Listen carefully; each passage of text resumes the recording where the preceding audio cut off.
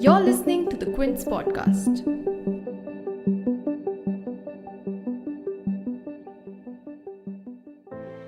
The Quint presents the big story for 28th December 2020. The views and opinions expressed in this podcast don't belong to Audible but are those of the Quint unless otherwise noted.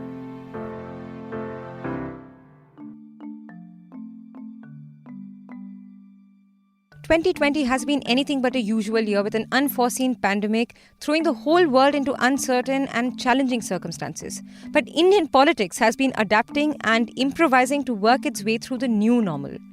Even as more than a few dozen countries like France, South Korea, Australia, Botswana, and others postponed elections that were scheduled this year, Bihar pulled off one of the biggest state elections, replete with full-fledged campaigns and rallies, more often than not flouting social distancing norms as well. While the BJP made a successful foray into Nitish, Kumar and Lalu Yadav's territory, the party is slowly inching into a new territory in southern India as well. After a high-octane campaign in Hyderabad, the party managed 48 seats, 44 up from the 4 seats that it had in the city's previous civic polls. But BJP is not the only party on an expansionist mission. A smaller party like the Aam Aadmi Party, after its huge success against the BJP in Delhi, is now eyeing to contest in Uttar Pradesh next. Although its previous attempts in Haryana, Goa and Rajasthan was anything but a success, the Aam Aadmi Party is hoping to pitch the Delhi model against UP's quote-unquote corruption and underdevelopment. The Congress, on the other hand, is looking at some serious introspection and reforms to be able to address its leadership crisis. After below-par performances in elections, this year saw several meetings between the G23 and the party's post holders to smoothen the widening schism within the party. And no, this is not a 2020 politics wrap, but there's surely a vaccine to look forward to in 2021. In this episode, let's take a look at the major political developments that is anticipated in the coming year. And in this podcast, you'll hear from Aditya Menon, the Quint's political editor.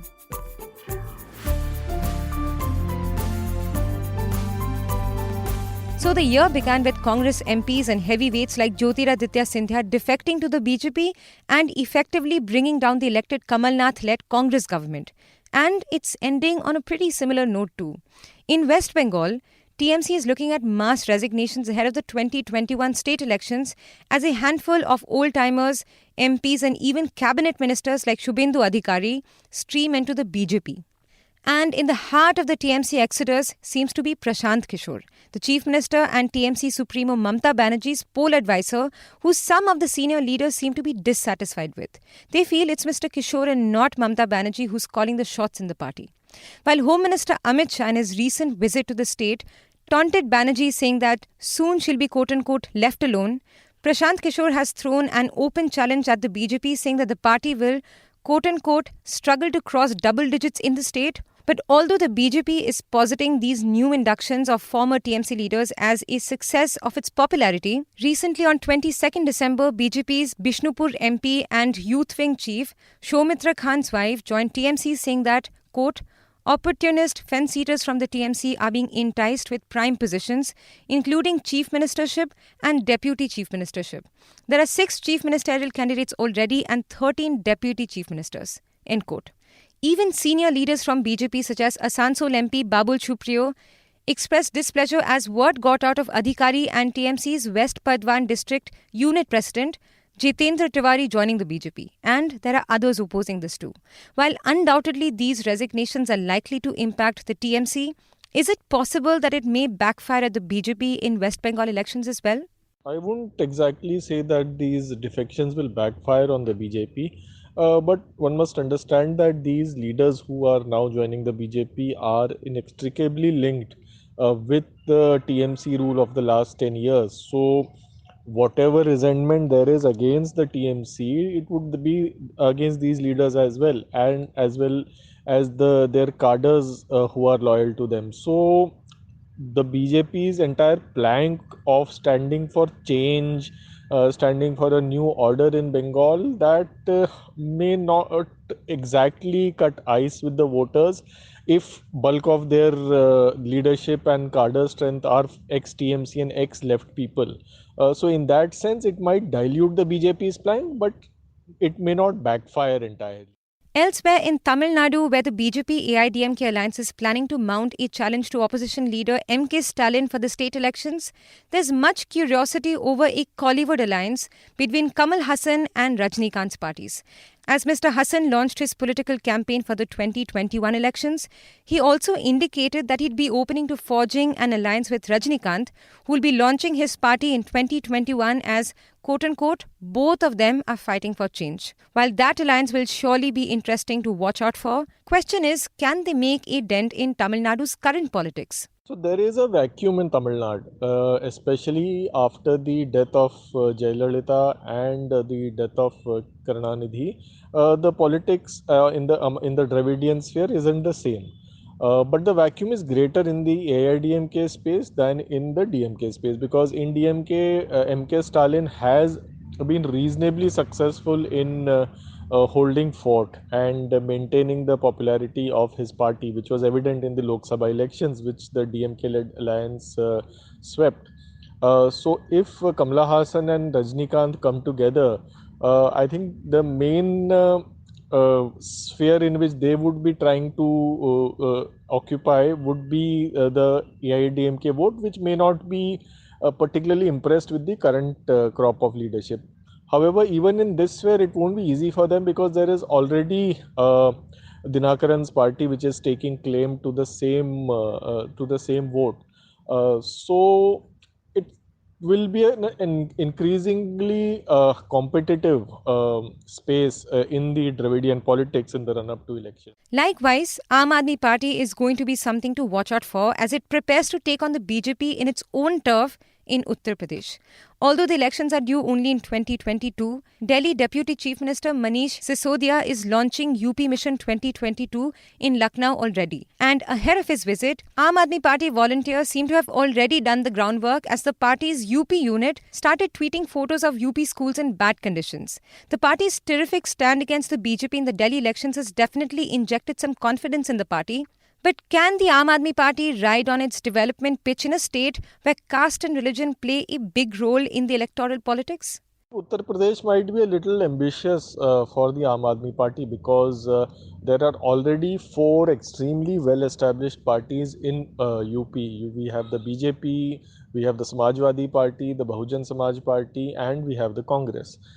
Then we have smaller parties like the Apna Dal, which is a BJP ally. Then we have the Suheldev Bharatiya Samaj Party. We have the Rashtriya Lok Dal. So it isn't quite clear what space Aam Aadmi Party is trying to occupy in Uttar Pradesh. It seems that their entire emphasis is on getting national party status, which is why they're trying to expand in UP, in Uttarakhand, in Goa. Probably given the AAP's track record, they might have a better chance in smaller states like Uttarakhand and Goa, which also go to polls along with Uttar Pradesh. Goa already in the Zilla Parishad elections, they have won 1 seat. They already had 6% votes last time. So they are well on track to fulfill the state party criteria in Goa. So with Goa, they already have Delhi, Punjab. They'll need one more state to get national party status. So probably UP may not be the best bet for the Aam Aadmi Party. Another smaller party that has seen a meteoric rise in this year's election is the AIMIM.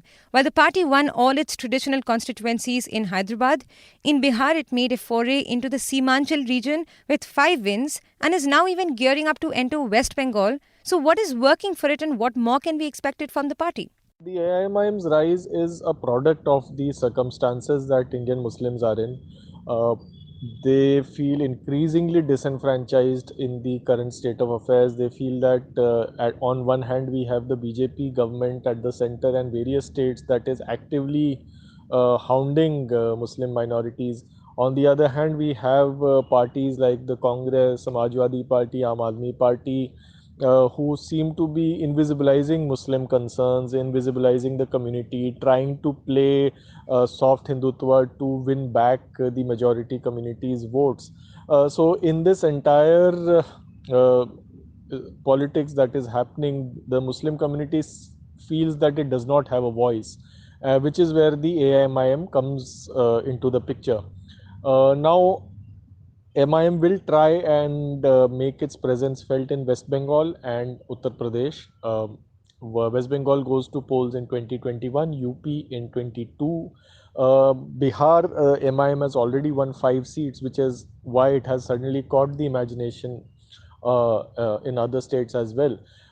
Probably it might have a better chance in UP than in Bengal. I say this because it has a much better network in UP than in Bengal. In Bengal, this would be the party's first election, and historically, except for Maharashtra, MIM hasn't quite performed well in its first election. Even in Bihar, it made an impact in its second election. So probably the MIM would ride high on the momentum of the anti-CA protests and make a slightly better impact in Uttar Pradesh than it would in West Bengal. In West Bengal, another problem is that Mamata Banerjee's Trinamool Congress has been rather vocal on Muslim issues as compared to the Congress. So it won't be easy to wean away Muslims from the TMC for the MIM. The only party that has not been able to make much of a progress throughout the year is the Congress. It started with a loss in Madhya Pradesh, a below-par performance in Bihar, an absolute defeat in MP and Gujarat by-polls, and also in the Hyderabad civic polls. It also lost some of its tallest senior leaders like Mr. Ahmed Patel and Pranab Mukherjee, who died earlier this year. While Rahul Gandhi hasn't indicated anything about coming back as party president, both he and Congress General Secretary Priyanka Gandhi have been engaged in trading barbs with the BJP on Twitter, and sometimes on ground as well, as was in the case of the Hathras gang rape protest or even protests against the farm legislations. But none of that seems to be translating into electoral victories. Although all the losses that the Congress has been facing has forced some of the senior leaders and big-time Congress loyalists to raise questions about the party's functionalities, so far there have only been talks but no headway. But since the wheel is in motion at least, can we be expecting big changes in the party? And what will the Congress need to do to be able to stage a comeback in mainstream politics? Congress doesn't have any option now but to change. Uh, I think the biggest event for the Congress this year was the demise of Ahmed Patel. Ahmed Patel was like a pillar who was saving the party in one crisis after the other.